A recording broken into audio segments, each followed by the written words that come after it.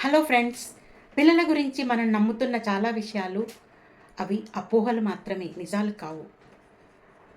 First thing, ఖరీదైన school అంటే మంచి బిల్డింగ్ ఉంది అంటే మంచి భవిష్యత్తు ఇస్తున్నట్టు పిల్లలకు కాదు.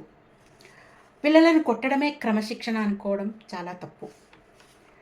ఎక్కువ హోంవర్క్ ఇస్తే అది మంచి విద్య అందించినట్లు అని కాదు.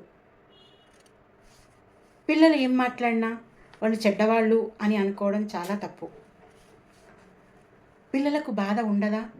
ఖచ్చితంగా వాళ్లకు బాధ అన్నది ఉంటుంది. ఫోన్ ఇస్తేనే మంచి పేరెంటింగా?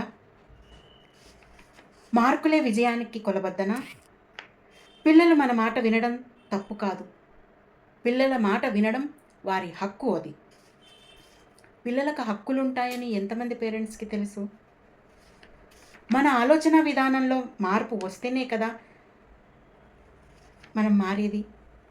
వీటిలో ఏది మీరు నిజమని నమ్ముతున్నారు? కామెంట్ ఇవ్వండి. Thank you.